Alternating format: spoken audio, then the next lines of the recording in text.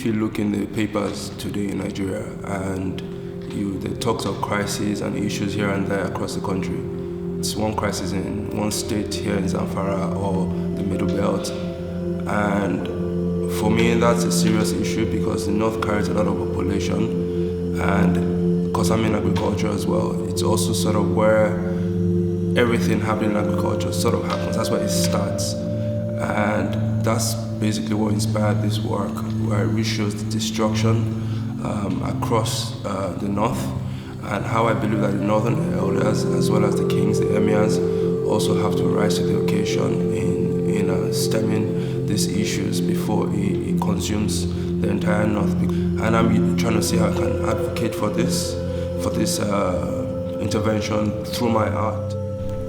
My name is Rotimi Williams. I'm a rice farmer, I'm a tech entrepreneur, and also an artist.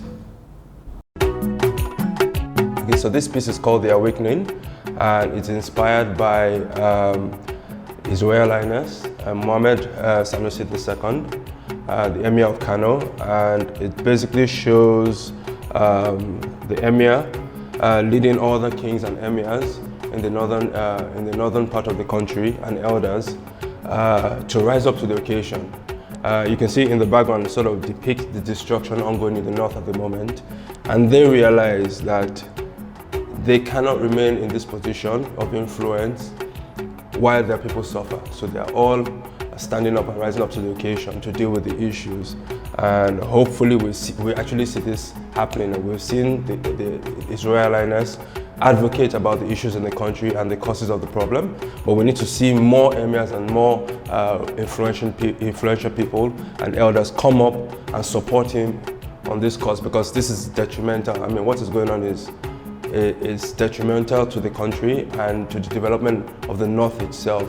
And he's taking a great position, but we need to see more from other people to support this cause. So this piece is basically dedicated to that, and hopefully we see this happen in real life.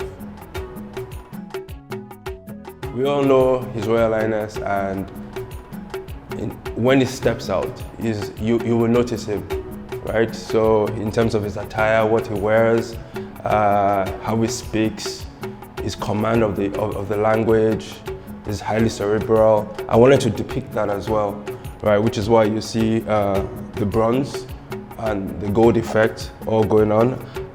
This is basically done with fire. All of this is achieved with fire. The background is achieved with fire, and the face and the turban, everything is about a 2 weeks process of layering upon layering till you achieve the desired effect of this. So that's pretty much the sort of effort that goes into this sort of piece.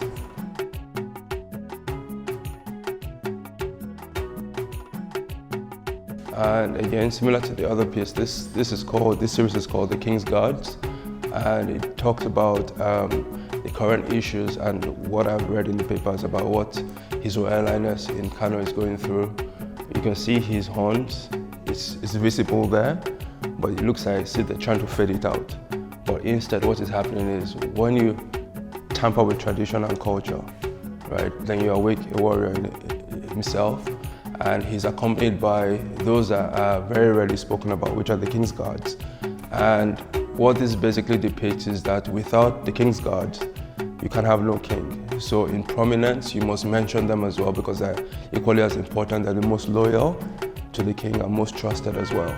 So for as long as he exists, they must be there to guard him. So I put them there to also pay some level of tribute to them. Okay, so this piece is called Hope. So we have Dream and Hope. Hope represents the northern woman. There's the misconception, the conception that perception that most of them are bound by tribe and tradition, and this is why they never achieve that potential. But I think this piece I did this piece to sort of encourage more women from the northern part to do more. Right? You can see the light at the end of the tunnel, which means that all hope isn't lost, and that we begin to see some level of innovation coming out of the north, and led by northern women, not just the men as well. We need to see more of this happening. So that's what this is dedicated to.